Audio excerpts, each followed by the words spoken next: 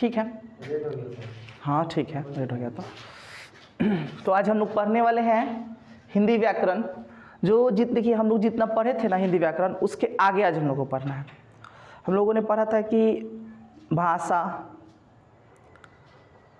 भाषा के कितने रूप होते हैं, तो बताए थे हम कि भाषा के 3 रूप होते हैं, मौखिक भाषा, लिखित भाषा और सांकेतिक भाषा। मौखिक भाषा क्या होता है बताए थे, जब अपने मन की बात तो या भावों को बोलकर प्रकट करते हैं तो वह भाषा का मौखिक रूप कहलाता है। जब हम अपने मन की बात तो या भावों को लिखकर प्रकट करते हैं तो वो लिखित भाषा कहलाता है। और जब अपने मन की बात तो या भावों को संकेत या इशारा के द्वारा प्रकट करते हैं तो वह सांकेतिक भाषा कहलाता है। सांकेतिक भाषा तक हम लोग पढ़ लिए थे। उसके बाद देखेंगे क्या है, उसके बाद है कि ये है मौखिक भाषा। मौखिक भाषा, तो मौखिक भाषा जो है इसको हम लोग क्या करते हैं, तो इसको कैसे प्रकट किया जाता है, तो यहाँ होगा प्रकट। प्रकट कैसे करते हैं इसको, प्रकट। और समझा कैसे जाता है, समझना। मौखिक भाषा को बोलकर प्रकट किया जाता है, बोलकर प्रकट किया जाता है। और समझा कैसे जाता है, तो सुनकर, सुनकर समझा जाता है। ये हो गया। उसके बाद है लिखित भाषा। लिखित भाषा, लिखित भाषा जो है वो किस तरह प्रकट किया जाता है, तो लिखकर प्रकट किया जाता है। लिखकर प्रकट किया जाता है, लिखकर प्रकट किया जाता है। और ये समझा कैसे जाता है, तो ये समझा कैसे जाता है, तो पढ़कर समझा जाता है। पढ़कर समझा जाता है, पढ़कर समझा जाता है। सांकेतिक भाषा, सांकेतिक भाषा, सांकेतिक भाषा, तो ये कैसे प्रकट किया जाता है, तो ये संकेत या इशारा द्वारा प्रकट किया जाता है। क्या हो जाएगा, संकेत या इशारा द्वारा, इशारा द्वारा, संकेत या इशारा द्वारा प्रकट किया जाता है। और इसको समझा कैसे जाता है, तो इसको संकेत या इशारा द्वारा तो प्रकट किया जाता है, मगर समझा कैसे जाता है, तो इसके अपने ज्ञानेंद्रियों द्वारा, अपने ज्ञानेंद्रियों द्वारा, अपने ज्ञानेंद्रियों द्वारा,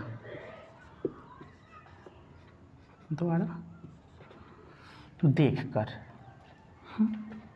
देखकर, देखकर समझा जाता है इसको। ठीक है, तो हम लोगों ने भाषा पढ़ा था। भाषा 3 होते हैं, मौखिक, लिखित और सांकेतिक भाषा।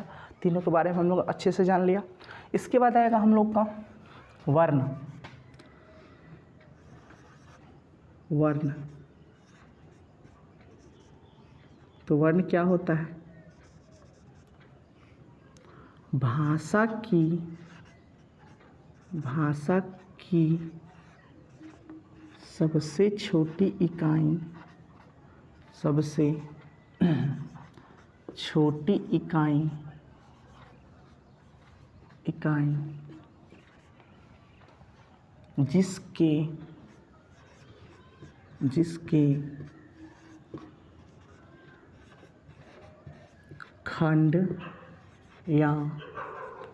जिसके खंड या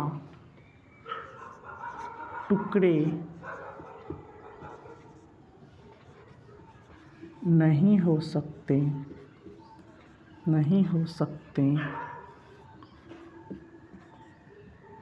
भाषा की सबसे छोटी इकाई जिसके खंड या टुकड़े नहीं हो सकते उसे वर्ण कहते हैं। वर्ण कहते हैं, उसे वर्ण कहते हैं। तो वर्ण किसे कहेंगे? तो भाषा की सबसे छोटी इकाई जिसके खंड या टुकड़े नहीं हो सकते उसे क्या कहेंगे हम? वर्ण कहेंगे। ठीक है, आगे देखते हैं। चलिए वीडियो स्टॉप करो, तो कुत्ता क्या इतना भौंक रहा है। चलिए, तो क्या है भाषा की सबसे छोटी इकाई जिसके खंड या टुकड़े नहीं हो सकते उसे क्या कहते हैं? उसे वर्ण कहते हैं। आगे देखेंगे। वर्ण के दो भेद होते हैं। वर्ण के कितने भेद हैं? तो वर्ण के दो भेद हैं। एक नंबर है स्वर वर्ण, स्वर वर्ण। दो नंबर है व्यंजन वर्ण, व्यंजन वर्ण। स्वर वर्ण और व्यंजन वर्ण। वर्ण के कितने भेद हो जाएंगे? दो, स्वर और व्यंजन। स्वर क्या होता है? स्वर क्या होता है? वैसे वर्ण, वैसे वर्ण जिसका उच्चारण, जिसका उच्चारण, जिसका उच्चारण करने के लिए, करने के लिए, के लिए किसी, किसी अन्य वर्ण की, अन्य वर्ण की, वैसा वर्ण जिसका उच्चारण करने के लिए किसी अन्य वर्ण की सहायता, सहायता नहीं लेनी पड़ती है, नहीं लेनी पड़ती है, पड़ती है, उसे, उसे स्वर वर्ण कहते हैं। उसे स्वर वर्ण कहते हैं,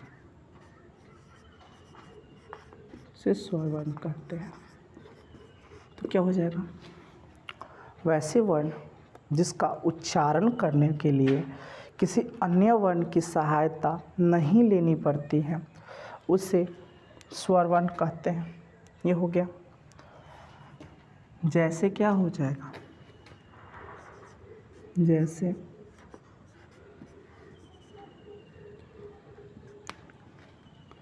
आ, आ, ई, ई, ऊ। इसमें ज़्यादा समय लगेगा। ऊ हो गया। री, उसके बाद होगा ई,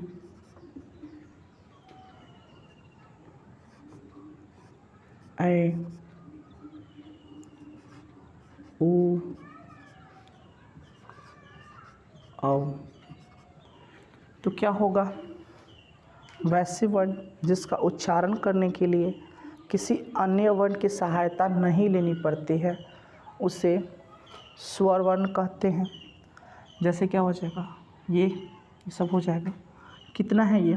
1, 2, 3, 4, 5, 6, 7, 8, 9, 10, 11। मतलब क्या? 11 है ये। तो इसके बाद है हिंदी में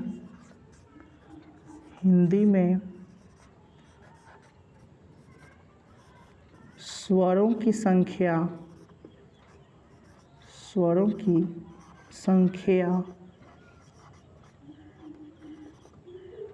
11 होती है। हिंदी में स्वरों की संख्या कितनी होती है? 11 होती है। पूछता है कि हिंदी भाषा में स्वरों की संख्या कितनी होती है? तो 11 हो जाएगी, ठीक है। और ये 11 जो है इसको कितने भागों में बांटा गया, यानी स्वर वर्ण के कितने भेद होते हैं? तो देखेंगे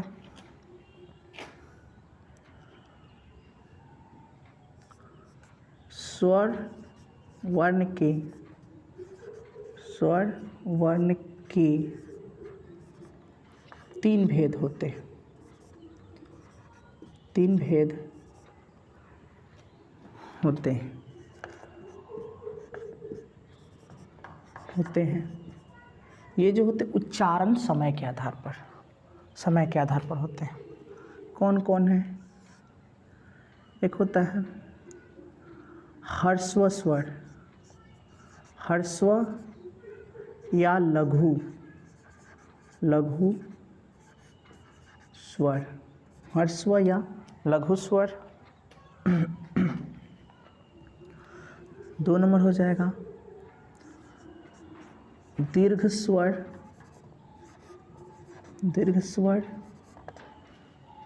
और 3 नंबर हो जाएगा प्लुत स्वर।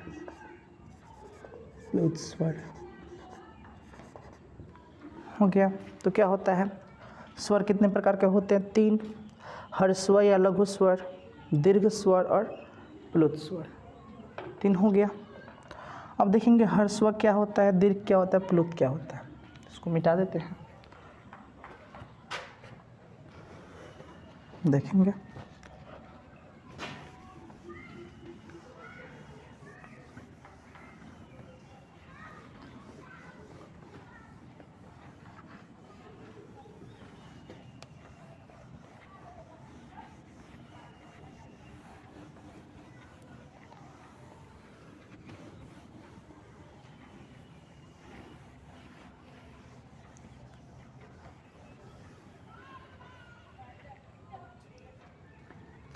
यहाँ देखेंगे ह्रस्व स्वर क्या होते हैं।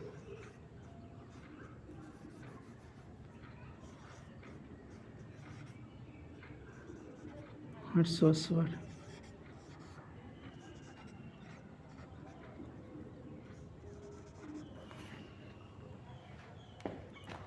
वैसे स्वर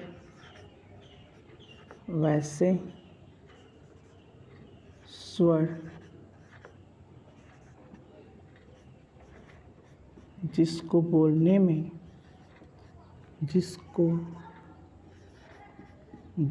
में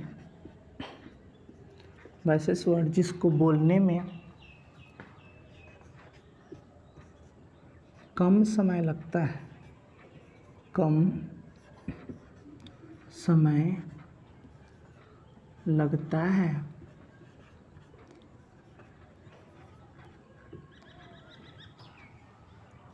उसे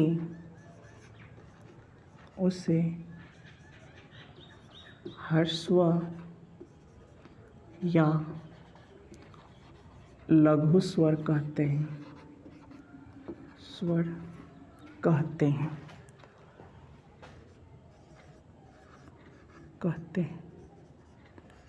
क्या हो जाएगा? वैसे स्वर जिसको बोलने में कम समय लगता है उसे ह्रस्व या लघु स्वर कहते हैं। जैसे देखिए, जैसे कौन कौन है इसमें आता है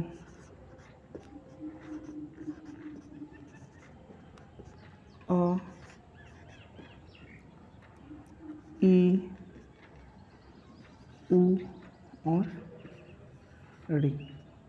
कौन कौन आता है? अ, ई, उ, ड़ी। यानी इसको बोलने में, जैसे हम अ बोलते हैं और आ बोलते हैं, तो अ जो होगा उसमें कम समय लगता है, आ में ज़्यादा लगता है।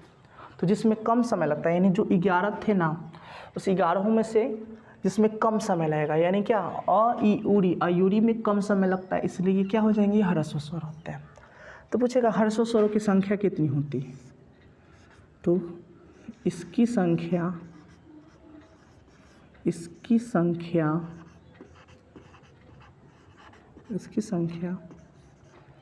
4 होती है, 4 होती है। इसकी संख्या कितनी हो जाएगी, 4 हो जाएगी हम लोग की। कौन कौन, अ ई उरी हो गया ये वाला ह्रस्व स्वर। अब देखेंगे इसके बाद है दीर्घ स्वर। दीर्घ स्वर वो क्या होता है, दीर्घ स्वर, दीर्घ मतलब होता है बड़ा, लघु मतलब होता है छोटा। दीर्घ मतलब बड़ा मतलब ज़्यादा समय लगेगा। तो वैसे स्वर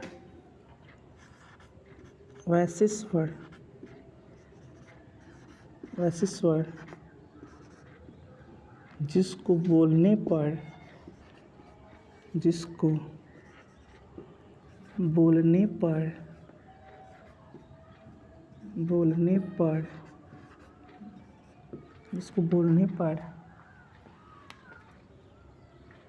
ह्रस्व स्वर की अपेक्षा अधिक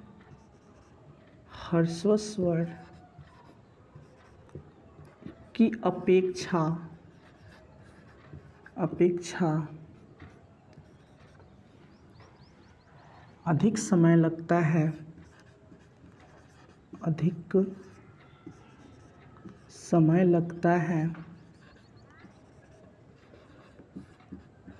लगता है, वैसे स्वर जिसको बोलने पर ह्रस्व स्वर की अपेक्षा अधिक समय लगता है उसे दीर्घ स्वर कहते हैं, उसे दीर्घ स्वर कहते हैं। ये क्या होता है, ये तो हो गया हम लोगों का ह्रस्व स्वर क्या होता है। तो वैसे स्वर जिसको बोलने में कम समय लगता है उसे ह्रस्व स्वर कहते हैं। इसकी संख्या कितनी होती है, 4 होती है। कौन कौन, अ ई उ री हो गया। वैसे स्वर जिसको बोलने पर ह्रस्व स्वर यानी इसकी अपेक्षा अधिक समय लगता है उसे क्या कहते हैं, दीर्घ स्वर कहते हैं। जैसे कौन कौन हो जाएगा, जैसे ये चारों को छोड़ के बाकी 7 तो इसमें आते हैं। जैसे अ इसमें है तो क्या होगा, आ इसमें हो जाएगा। ये वाली ई इसमें है तो बड़ी वाली ई जो होती है ये इसमें हो जाएगा। छोटा वाला ऊ यहाँ पे है तो बड़ा वाला ऊ इसमें हो जाएगा। उसके बाद जो बाद वाला है ए, ऐ, ओ और औ, क्या हो जाएगा, 4। 1 4 और 3 7। तो क्या हो गया, वैसे स्वर जिसको बोलने पर ह्रस्व स्वर की अपेक्षा अधिक समय लगता है उसे क्या कहते हैं, उसे दीर्घ स्वर कहते हैं। जैसे कौन हो जाएगा, आ ई उ ए ऐ ओ औ होगा। यानी इसकी संख्या कितनी हो जाएगी, तो 1 2 3 4 5 6 7। यानी इसकी संख्या कितनी हो जाएगी, 7। इसकी संख्या 7 होती है। इसकी संख्या कितनी होती है, 7 होती है। इसकी संख्या 7 हो गई। ये जो है ना हर दीर्घ स्वर 2 प्रकार के होते हैं। दीर्घ स्वर 2 प्रकार के होते हैं, 2 प्रकार के होते हैं।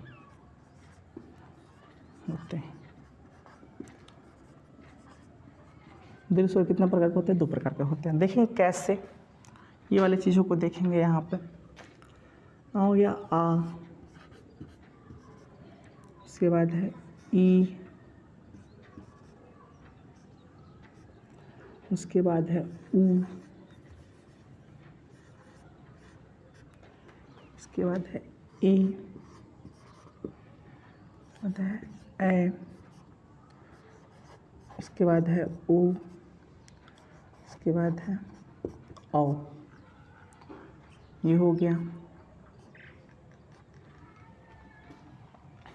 आ क्या होता है, तो आ कैसे बना हुआ है, तो ये अ और अ से मिलके बना हुआ है,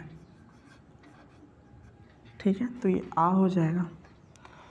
ई कैसे बना हुआ है, तो ई और ई से मिलके बना हुआ है, ठीक है। ऊ कैसे बना हुआ है, तो ऊ और ऊ मिलके बना हुआ है, ये हो गया। ये कैसे मिलके बना हुआ है, तो अ और ई से मिलके बना हुआ है। अ और ई मिलके क्या बनता है, ये बनता है। अब अ और ए, ये वाला ए मिलके ए बनता है, ठीक है। अ और ऊ, अ और ऊ मिलके क्या बनता है, अ और ऊ मिलके बनता है ऊ। फिर अ और ऊ मिलके, अ और ऊ मिलके क्या बनता है हमारा, ओ बनता है, ठीक है। यहाँ तक सही। अब देखिए यहाँ पे देखिए, ये देखिए ये भी अ है, ये भी अ है, ये ई है, ये भी, ये दोनों समान है। ये देखिए दोनों समान है, ये दोनों समान है, ये दोनों समान है, ये दोनों समान है। ये देखिए अलग अलग हो जा रहा है, ये अ है, ये ई अलग अलग है। ये देखिए अलग अलग है, ये अलग अलग है, ये अलग अलग है। लेकिन जो समान है ना दोनों, इसको बोलते हैं सजातीय, सजातीय दीर्घ स्वर, सजातीय दीर्घ स्वर। स मतलब समान जाति का है, वैसी मतलब वैसा दीर्घ स्वर जो समान जाति से मिलकर के बना हो, ठीक है। और विजातीय, तो ये क्या हो जाएगा, ये हो जाएगा विजातीय, विजातीय दीर्घ स्वर, दीर्घ स्वर, विजातीय दीर्घ स्वर। और ये हो गया हमारा सजातीय दीर्घ स्वर, ये हो गया विजातीय दीर्घ स्वर। तो मतलब दीर्घ स्वर कितने प्रकार के होते हैं, 2 प्रकार के। कौन हो जाएगा, एक हो जाएगा सजातीय, सजातीय दीर्घ स्वर, दूसरा क्या हो जाएगा, विजातीय दीर्घ स्वर, विजातीय दीर्घ स्वर, दीर्घ स्वर हो गया। सजातीय में तो समान जाति के लघु स्वर से मिलकर जो दीर्घ स्वर बनते हैं उसको क्या बोलते हैं, सजातीय दीर्घ स्वर। अब देखेंगे, पूछता है सजातीय दीर्घ स्वरों की संख्या कितनी होती है, तो देखेंगे 1 2 3। तो सजातीय दीर्घ स्वरों की संख्या कितनी हो जाती है, 3 हो गया। विजातीय दीर्घ स्वरों की संख्या कितनी होती है, 1 2 3 4, कितनी हो जाएगी, 4 हो जाएगी। यहाँ तक क्लियर हुआ क्या। वैसे स्वर जिसको बोलने में कम समय लगता है उसे ह्रस्व स्वर या लघु स्वर कहते हैं। इसकी संख्या 4 होती है। और ई ऊरी हो गया दीर्घ स्वर। वैसे स्वर जिसको बोलने पर ह्रस्व स्वर की अपेक्षा अधिक समय लगता है उसे क्या कहते हैं, दीर्घ स्वर कहते हैं। जैसे आ ई ऊ, ए ऐ ओ और औ हो गया, ये सब है। इसकी संख्या कितनी हो जाएगी, तो गिन लेंगे 1 2 3 4 5 6 7 है, इसकी संख्या 7 होती है। दीर्घ स्वर कितने प्रकार के होते हैं, 2 प्रकार के होते हैं, सजातीय दीर्घ स्वर और विजातीय दीर्घ स्वर। सजातीय क्यों, क्योंकि समान जाति से बना हुआ है, तो इसलिए सजातीय दीर्घ स्वर। किसकी संख्या कितनी हो जाएगी, 3 हो जाएगी। विजातीय क्योंकि अलग अलग जाति से मिलकर बना है, तो इसकी संख्या कितनी हो जाएगी, 4। ये हो गया हम लोगों का। इसके बाद देखेंगे हम लोग, तो ये हम लोग का हो गया। इसके बाद तीसरा जो है हम लोग का प्लुत स्वर है, इसको मिटाते हैं।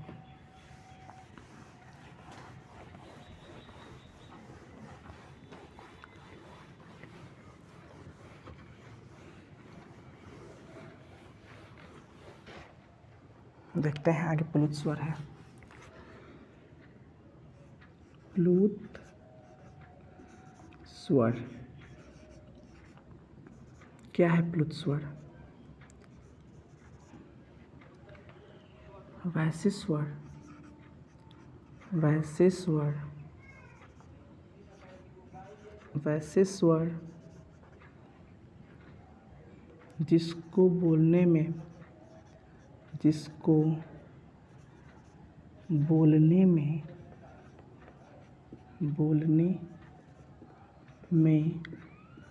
वैसे स्वर जिसको बोलने में दीर्घ स्वर की अपेक्षा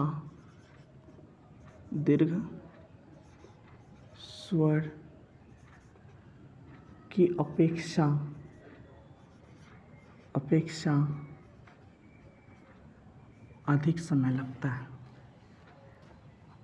अधिक स्वर की अपेक्षा अधिक समय लगता है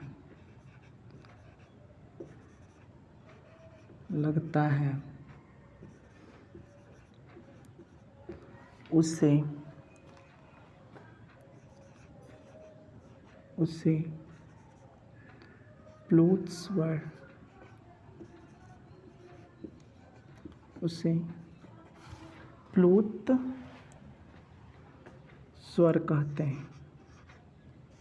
प्लुत स्वर कहते हैं। क्या हो जाएगा? वैसे स्वर जिसको बोलने में दीर्घ स्वर की अपेक्षा अधिक समय लगता है उसे प्लुत स्वर कहते हैं। यानी ये जैसे देखिए, लघु स्वर में कम समय लगता है, उससे ज़्यादा हो जाएगा तो दीर्घ स्वर, और सबसे ज़्यादा हो जाएगा तो प्लुत स्वर हो जाएगा। मतलब कि 2 गुना समय लगता है दीर्घ स्वर में और 3 गुना समय लगता है किसको? प्लुत स्वर में। इसका प्रयोग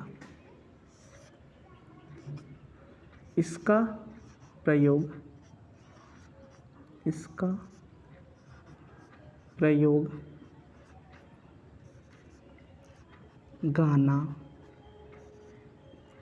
भजन, प्रार्थना, नमाज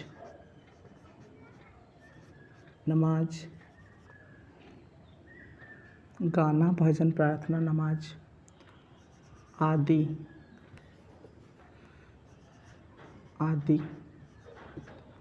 में किया जाता है।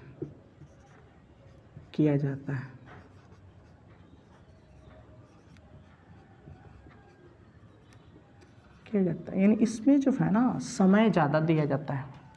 मान के चलिए हम ओम बोल रहे हैं तो ओम नहीं बोलते, क्या बोलते हैं? ओम, ऐसे बोलते हैं, ज़्यादा समय लगाते हैं। तो वही हमारा है प्लुत स्वर। जैसे क्या हो जाएगा? जैसे ओम, क्या होगा? ओ, और ऐसे ओम, ऐसे लगाते हैं, 3 लगाते हैं, इसमें ओम हो जाएगा। ठीक है, तो प्लुत स्वर क्या हो गया? तो वैसे स्वर जिसको बोलने में दीर्घ स्वर की अपेक्षा अधिक समय लगता है उसे क्या कहते हैं? प्लुत स्वर कहते हैं। ठीक है, इसका प्रयोग गाना, भजन, प्रार्थना, नमाज आदि में किया जाता है। ठीक है, इसके बाद आएगा हम लोग का, तो स्वर हो गया पूरा। चीज़ आएगा इसका देखा व्यंजन। तो व्यंजन क्या होता है देखते हैं। व्यंजन वर्ण, ये दूसरा नंबर है, स्वर 1 नंबर था। व्यंजन वर्ण देखेंगे क्या होता है। व्यंजन वर्ण क्या होता है? वैसे वर्ण जो स्वरों की सहायता से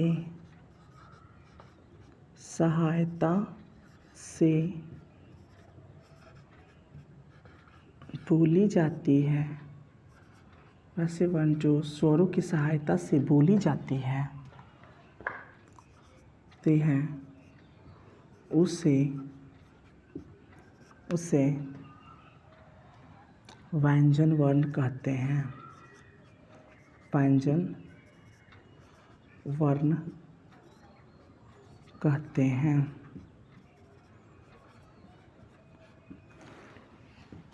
वैसे वर्ण जो स्वरों की सहायता से बोली जाती है उसे व्यंजन वर्ण कहते हैं।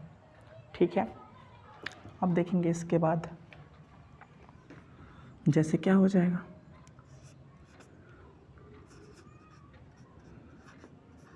जैसे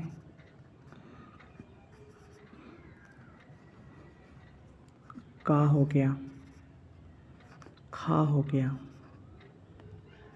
गा हो गया, ऐसे ही बहुत सारे हैं, 33 होते हैं टोटल। कहाँ तक हो जाएंगे देखते हैं। ये हो गया हमारा व्यंजन, ठीक है। व्यंजन होते कौन कौन है उसको देखेंगे यहाँ पे। होते हैं क, ख, ग, घ, अंग, च, छ, ज,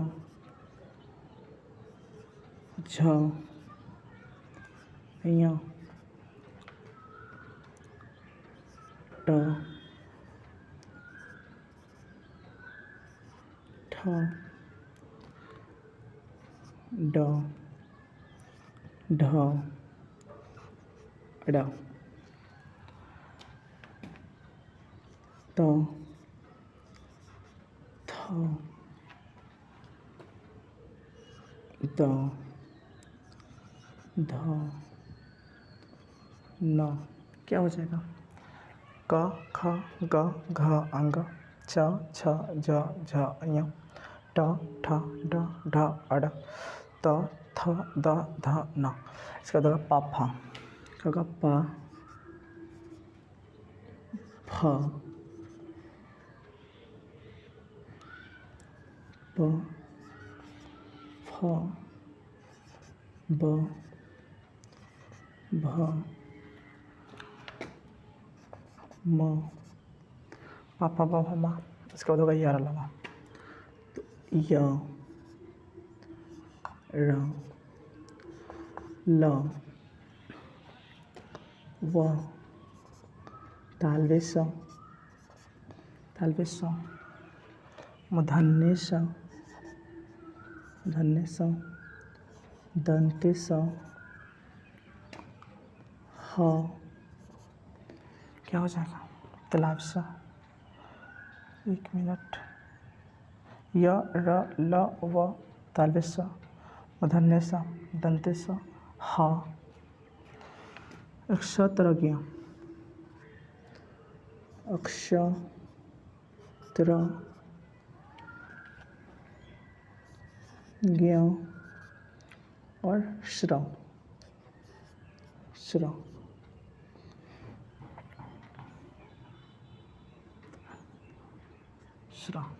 हो गया।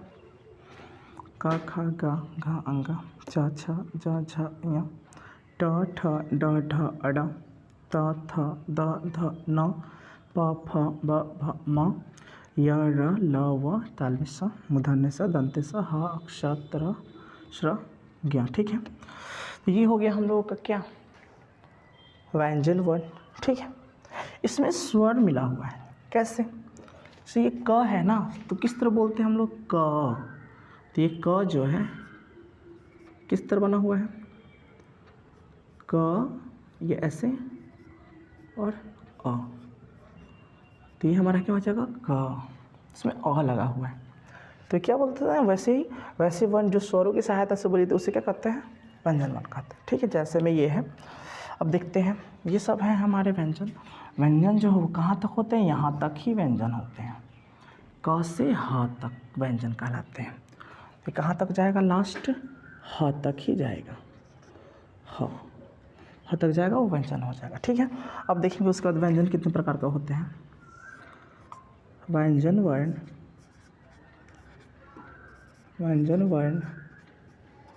3 प्रकार के होते हैं। 3 प्रकार के होते हैं। 3 प्रकार के होते हैं। व्यंजन वर्ण कितने प्रकार के होते हैं? 3 प्रकार के होते हैं। कौन कौन होता है? स्पर्श व्यंजन, स्पर्शी व्यंजन, स्पर्शी व्यंजन। इसके बाद होता है अंतस्थ व्यंजन,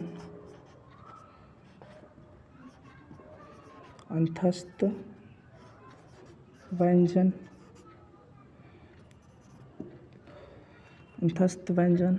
इसके बाद होता है ऊष्म व्यंजन।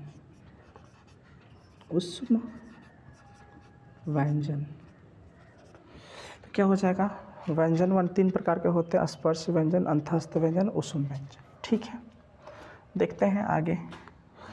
इसके बाद स्पर्श व्यंजन क्या होते हैं, तो देखिए यहाँ से ये क और यहाँ पे है म, तो क से म तक को बोलते हैं स्पर्शी व्यंजन। तो इसको देखते हैं स्पर्शी व्यंजन क्या होता है।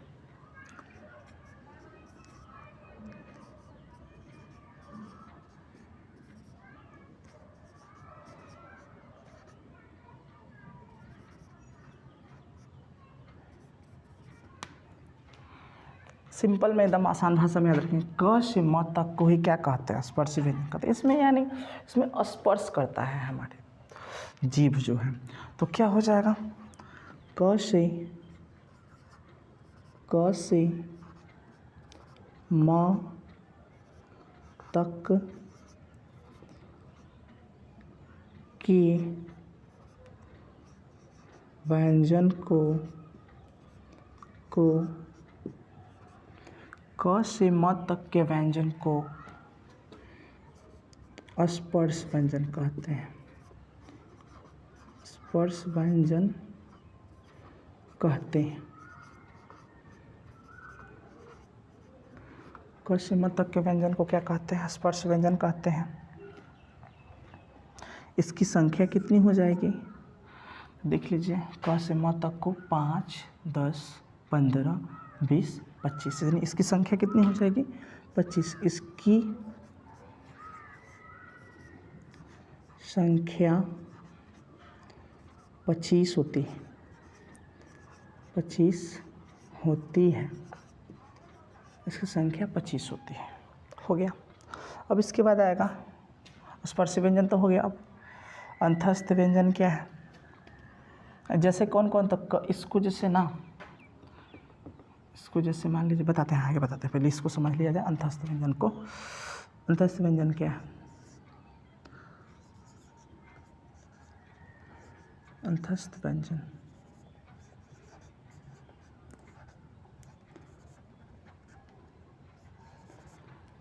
क्या है,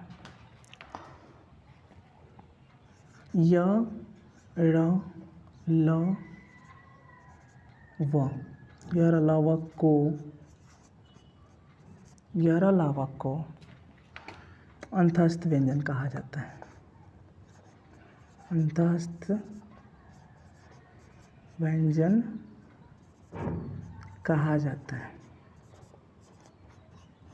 कहा जाता है। क्या हो जाएगा, यर अलावा को अंतस्थ व्यंजन कहा जाता है। इसकी संख्या कितनी हो जाएगी, तो 4 हो जाएगी। इसकी संख्या 4 होती है। इसकी संख्या कितनी होती है, 4 होती है। ठीक है, यहाँ तक बुझाया। यानी क से म तक को बोलते हैं स्पर्शी व्यंजन, यर अलावा को बोलते हैं अंतस्थ व्यंजन। ठीक है,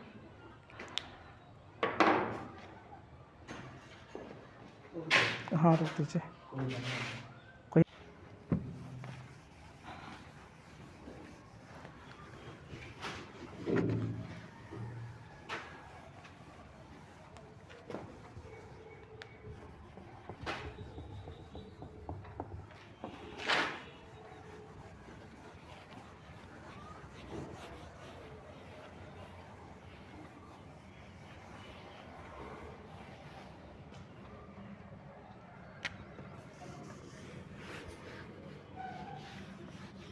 देखते हैं, अंतस्थ व्यंजन हो गया, ऊष्म व्यंजन। अब देखते हैं हम लोग ऊष्म व्यंजन क्या होता है।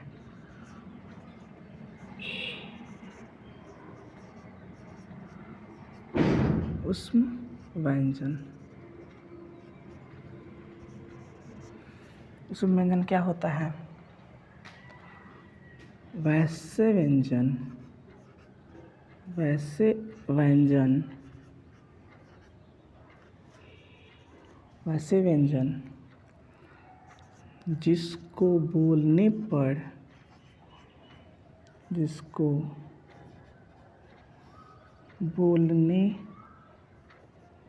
पर ऐसे व्यंजन जिसको बोलने पर मुख से गर्म हवा निकलती है, मुख से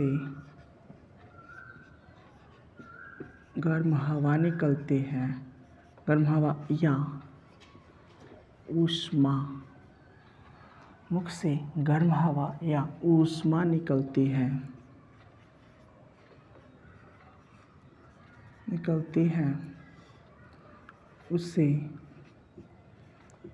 उसे ऊष्म व्यंजन कहते हैं। ऊष्म व्यंजन कहते हैं, उसे ऊष्म व्यंजन कहते हैं। क्या हो जाएगा? वैसे व्यंजन जिसको बोलने पर मुख से गर्म हवा या ऊष्मा निकलती है उसे ऊष्म व्यंजन कहते हैं। इसकी संख्या 4 होती है। इसकी संख्या 4 होती है। इसकी संख्या 4 होती है। हो गया, इसकी संख्या 4 होती है। जैसे कौन कौन हो जाएगा? जैसे यहाँ लिख देते हैं, जैसे श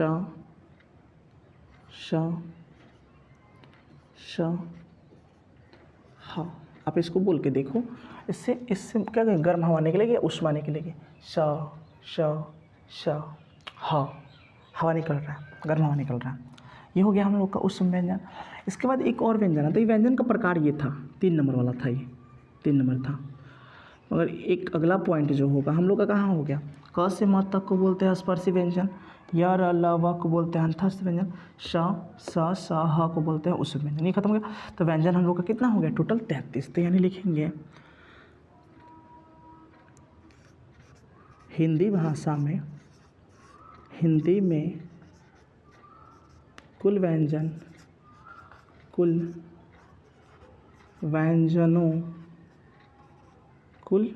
व्यंजनों की संख्या 33 होती है। तो कितने? स्वर 11 हो गया, व्यंजन कितना हो गया? 33 हो गया। ठीक है। अब देखेंगे उसके बाद अगला है पॉइंट हम लोग का संयुक्त व्यंजन। संयुक्त व्यंजन,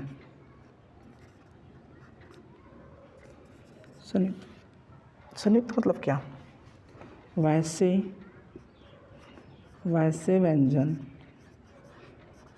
व्यंजन जो 2 या 2 से अधिक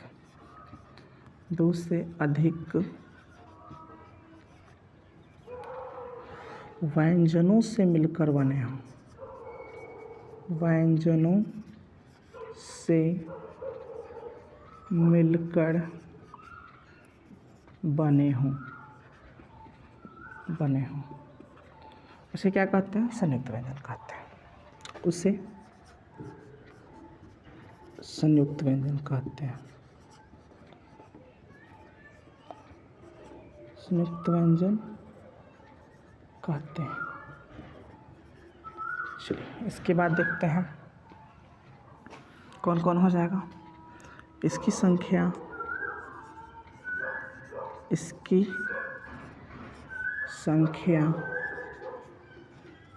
4 होती है। 4 होती है। चलिए 4 होती है। कौन कौन है? क्ष, त्र, य और श्र, यही होता है। श, त्र, ज्ञ और श्र होता है। तो ये अक्षर जो किस से मिलकर बना है? तो क और श से मिलकर बना हुआ है। क और श से मिलकर बना है। कैसे याद रखेंगे? अंग्रेजी उसका होता है KSH। त्र, त और र से मिलकर बना है, तरह, तरह से मिलकर बना है। क और श से मिलकर बना है। इसके बाद है ज और य से मिलकर बना है, ज्यों। इसके बाद श और र से मिलकर बना है। क्या हो जाएगा ये? इसको टी आर से ऐसे याद रख सकते हैं, इसको जे वाई से, और इसको ऐसे 4 से, तो इसको तो याद ही रह जाएगा। तो ठीक है, वैसे व्यंजन दो या दो से अधिक व्यंजनों से मिलकर बने हैं, उसे क्या कहते हैं? संयुक्त व्यंजन। इसकी संख्या कितनी होती है? 4 होती है। कौन हो जाएगा? छ, त्र, ज्ञ और श्र। तो ये सबका हो गया हम लोग का। और इसके बाद हम लोग आगे पढ़ते हैं। आज के लिए इतना ही, रहते हैं।